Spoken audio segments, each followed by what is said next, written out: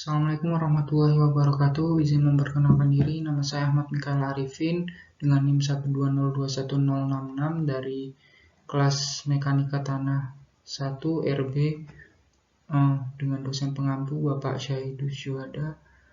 Di sini saya akan mempresentasikan beberapa poin mengenai yang pertama proses pembentukan bumi dan patahan, kemudian jenis peta geologi dan kegunaannya pada bidang konstruksi.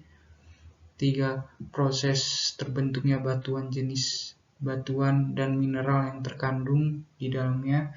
Serta yang terakhir, proses pelapukan batuan dan jelaskan jenis tanah yang terbentuk. Baiklah, yang pertama, proses pembentukan bumi dan patahan. Menurut Alexander Dutoit pada tahun 1930 mengusulkan dua superkontinen atau dua superbenua di utara Laurasia, yaitu gabungan antara Amerika Utara serta Eropa dan Asia atau Eurasia, dan pada bagian selatan yaitu Gondwana, yaitu Amerika Selatan dengan Afrika. Kemudian ada India juga, Australia, dan Antartika. Kemudian ada Wegener percaya bahwa hubungan geologi dan proses pembentukan pegunungan dapat dihubungkan dengan pengapungan benua atau continental drift. Satu benua yaitu bernama Pangea dikelilingi satu samudra dengan nama Pantalasa. Nah, proses pemisahan benua terjadi pada 100. Nah, pegunungan Himalaya terjadi karena pergerakan ke utara benua India yang akhirnya bertabrakan dengan Asia. Kemudian, tidak berhasilnya memecahkan masalah gaya penyebab pergerakan benua, Wegener mengusulkan kombinasi rotasi bumi atau gaya pasang surut matahari dan bulan yang menyebabkan pergerakan benua melalui lautan.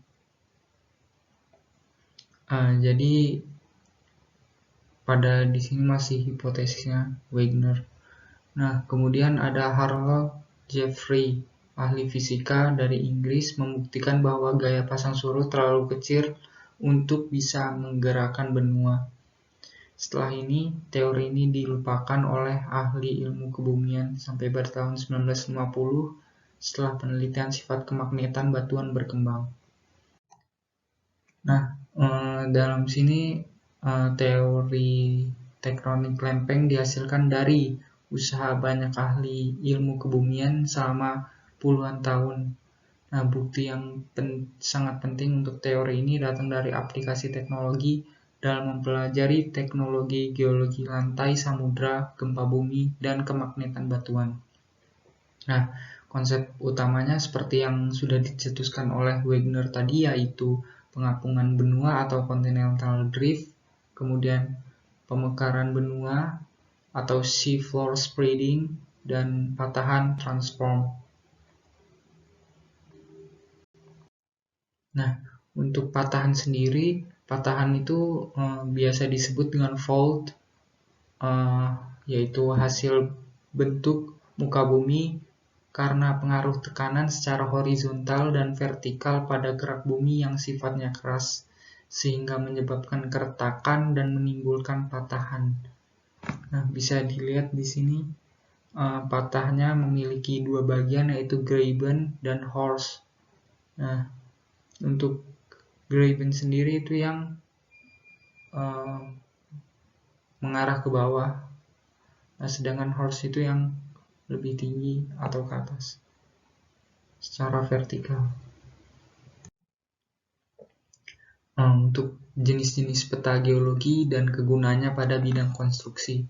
Seperti yang kita tahu, bumi itu berbentuk biasa digambarkan ellipsoid atau elips.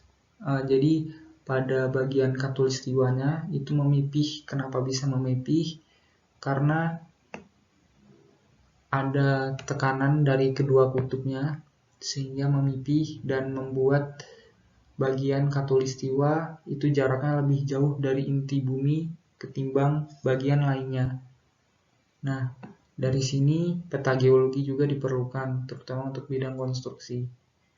Untuk itu, peta itu merupakan gambaran kecil dari permukaan bumi, sedikit banyak jika dibandingkan dengan peta pada umumnya. Nah, peta geologi merupakan gambaran mengenai informasi mengenai sebaran dan jenis serta sifat batuan, umur, struktur, tektonika, dan lainnya, sebagaimana yang berhubungan dengan sumber daya. Peta geologi ialah salah satu dari bentuk data dan informasi geologi dari suatu wilayah atau daerah dengan tingkat kualitas yang berdasarkan dengan skala. Nah, dikarenakan bumi ini terlalu besar jika digambarkan dengan wujud aslinya, kecuali dengan digital, nah maka dari itu dipergunakanlah sistem skala.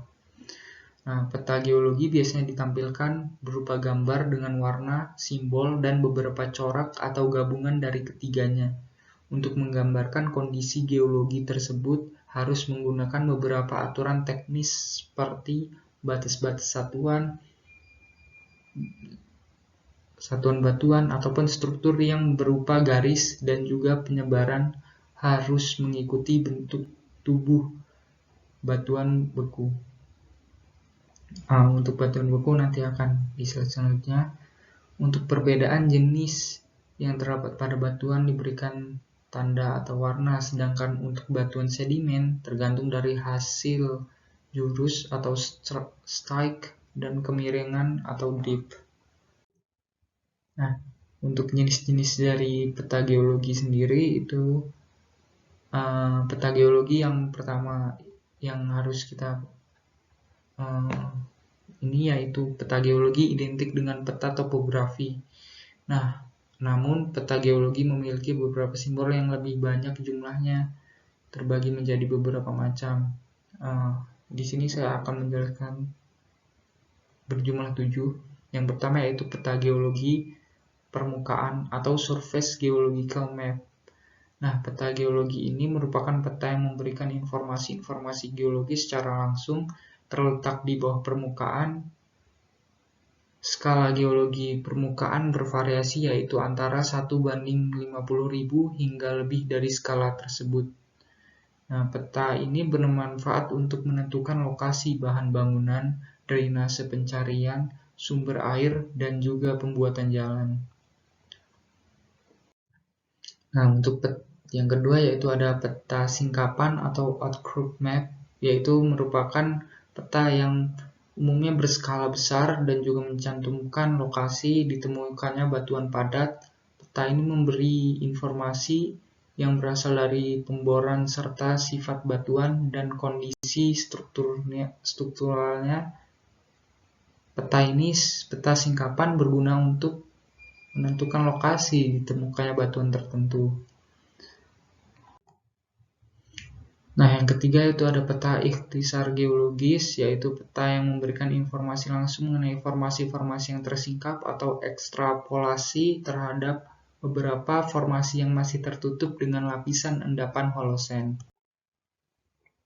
Yang keempat ada peta struktur. Nah, peta yang memiliki garis-garis kedalaman yang dikonstruksikan pada permukaan sebuah lapisan yang terletak di bawah permukaan. Nah, ini jika dipotong secara vertikal atau digambarkan secara vertikal seperti ini. Nah, yang kedua ada peta isopatch, yaitu peta yang menggambarkan garis-garis menghubungkan titik-titik sebuah formasi atau sebuah lapisan dengan ketebalan yang sama. Pada peta ini tidak ditemukan konfigurasi struktural. Kemudian ada peta fotogeologi, yaitu peta yang dibuat berdasarkan pada interpretasi dari foto udara. Peta ini harus berdasarkan keadaan yang sebenarnya di lapangan. Yang ketujuh ada peta hidrogeologi. Nah, Peta hidrogeologi sendiri yaitu peta yang menunjukkan kondisi air tanah yang terdapat pada daerah yang dipetakan. Peta ini dapat diketahui juga lapisan kedap air dan tidak kedap air. Nah, untuk peta hidrogeologi sendiri itu sangat penting juga untuk menemukan untuk memetakan air tanah supaya dapat menjadi salah satu air baku juga. Kemudian ada proses terbentuknya batuan, jenis batuan dan mineral yang terkandung di dalamnya. Nah, apa sih yang perlu kita pahami, yaitu bumi pada dasarnya itu memiliki dapur. Nah, dapur di sini sama halnya seperti dapur manusia, yaitu untuk memasak. Namun memasaknya ini berbeda. Kenapa berbeda? Karena dapur bumi ini disebut juga dapur magma. Nah, apa sih magma itu? Magma itu sebuah cairan sifatnya berupa fluida, cair. Dia terus bergerak. Nah, jika magma ini bertemu dengan suhu di mana suhu itu jauh lebih rendah daripada suhu magma itu sendiri, maka akan tercipta batuan beku. Nah, batuan beku memiliki opsi ini. Jika dia mengalami pengangkatan dan pelapukan, nah, kemudian dia mengendap, akan menjadi sedimen. Namun, jika ada kenaikan tekanan dan temperatur, maka ia akan menjadi batuan metamorf. Nah, kemudian di sini ada batuan sedimen. Untuk batuan sedimen sendiri memiliki opsi.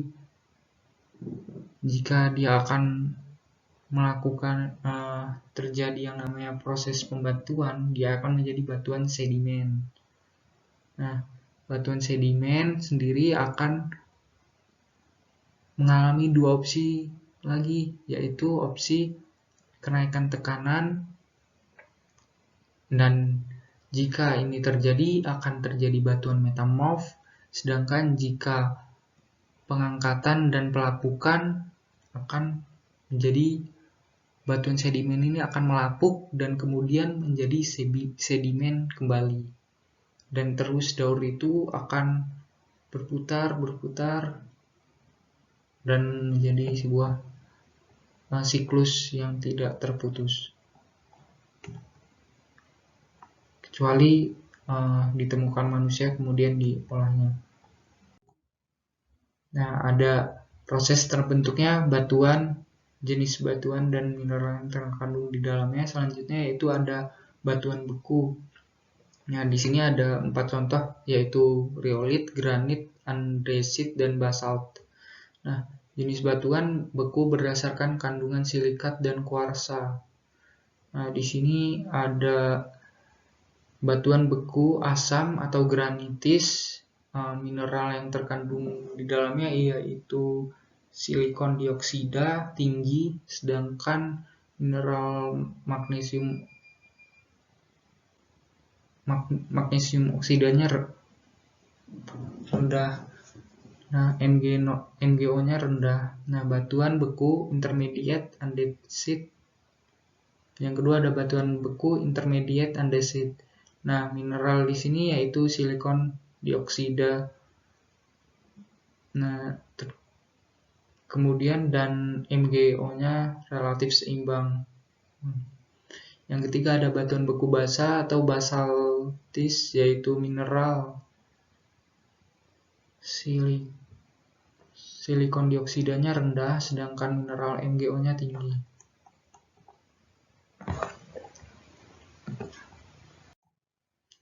Nah, yang kedua yaitu ada batuan sedimen. Yang pertama jenis batuan sedimen klastis, terbentuk dari pelapukan batuan lain yang molekulnya mengendap, bergabung dan mengeras menjadi satu. Contohnya ada breksi dan batuan pasir. Nah, yang kedua yaitu ada batuan sedimen kimia atau kemis, terbentuk dari proses pelapukan kimiawi yang kemudian mengalami pemisahan molekul zat. Yang ketiga yaitu bahan sedimen organis terbentuk karena kumpulan jasad renik yang menjadi batuan. Nah, kemudian ada batuan metamorf. Di sini batuan metamorf itu terbagi menjadi dua secara bahan penyusunnya. Yang pertama yaitu mineral metamorf, yaitu mineral stress. Nah, mineral yang stabil dalam kondisi tekanan di mana mineral ini dapat berbentuk pipi atau tabular atau prismatik, maka mineral-mineral tersebut akan tumbuh tegak lurus searah gaya. Contoh mineral stress, mica, zeolit, tremolit, actinolit, glaucopon, hornblende, chlorid 204, serpentin, apidotin, siliman, strauroid, kyanit, dan antopilit. Nah, sedangkan mineral anti-stress adalah suatu mineral yang terbentuk dalam kondisi tekanan. Bentuk dari mineral ini pada umumnya ekuidimensional, yaitu contoh mineral anti-stress kuarsa, kalsit, feldspar, cordierit, dan garnet. Nah, di sini ada batu sabak juga yang menjadi batu metamorf dan batu skis. Nah, kemudian ada proses pelapukannya yaitu pelapukan fisis di sini seharusnya, dan pelapukan kimiawi secara garis besarnya. Nah, di sini pelapukan fisis itu biasanya pelapukan yang terjadi oleh tekanan, baik itu tekanan oleh lingkungan sekitar, sesama benda mati, atau tekanan yang bisa juga disebabkan oleh makhluk hidup. Nah, kemudian ada pelapukan kimiawi. Pelapukan kimiawi ini biasanya dari proses yang ada unsur kimia yang ada dalam batuan itu bertemu dengan unsur di sekitar lingkungannya. Contohnya itu ketika hujan asam. Nah, pelapukan kimiawi dapat terjadi saat hujan asam tersebut. Sedangkan pelapukan biologi ini biasanya disebabkan oleh tumbuhan atau makhluk hidup. Dalam hal ini sebenarnya tumbuhan, yaitu lumut atau tumbuhan perintis. Nah, kemudian ada batuan, ada prosesnya yaitu batuan, kemudian mengalami pelapukan, kemudian fisis, kimiawi, maksud saya di sini ada jenis-jenis pelapukannya, kemudian hasil pelapukan. Nah, hasil pelapukan sendiri nanti ada yang tidak terreaksi apapun, maksud saya itu dalam keadaan normal.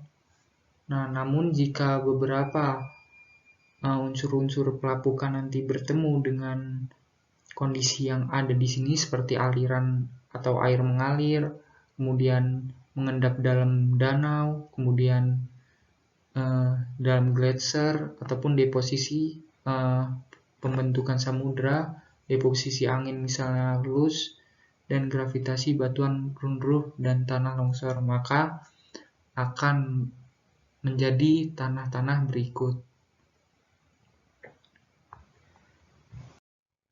Kemudian tanah merupakan hasil pelapukan batuan, di mana merupakan salah satu objek yang dipelajari dalam geologi, masuk dalam subkategori dari geologi teknik, seperti yang sudah dijelaskan pada artikel mengenai geologi teknik sebagai kekuatan dan kelemahan geologi. Tanah memiliki beberapa jenis tanah yang dipakai penggolongan nama tanah di lapangan. Nah, ada pasir dan kerikil merupakan agregat yang memiliki unsur susunan fragmen angular atau subangular dan tidak berkohesi. Ukuran partikel sebagai berikut. Lebih dari 8 inch dapat disebut boulder, 1/8 sampai 8 inch dapat disebut kerikil, dan kurang dari 1/8 inch dapat disebut pasir atau agregat halus. Nah, kemudian ada harpan, merupakan jenis tanah yang memiliki ketahanan yang sangat besar terhadap alat bor. Kemudian ada tanah anorganik, merupakan jenis tanah yang memiliki butiran yang halus dan tanpa atau sedikit plastisitas. Selain ada anorganik, ada juga organik, merupakan jenis tanah agak plasti yang memiliki butiran yang halus dengan campuran bahan organik dan memiliki permeabilitas yang sangat rendah. Ada lempung merupakan agregat partikel yang berukuran mikroskopik yang bersifat plastis dengan permeabilitas sangat rendah. Jika dalam kering, lempung menjadi sangat keras. Nah, ada juga lempung organik, merupakan lempung yang memiliki sifat fisik dan dipengaruhi dengan bahan organik, rata-rata berwarna hitam atau abu-abu tua.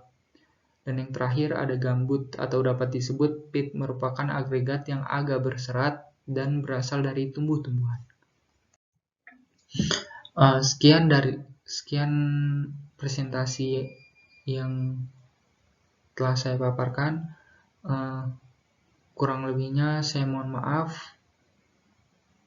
Wabillahi taufiq wal hidayah. Wassalamualaikum warahmatullahi wabarakatuh. Terima kasih.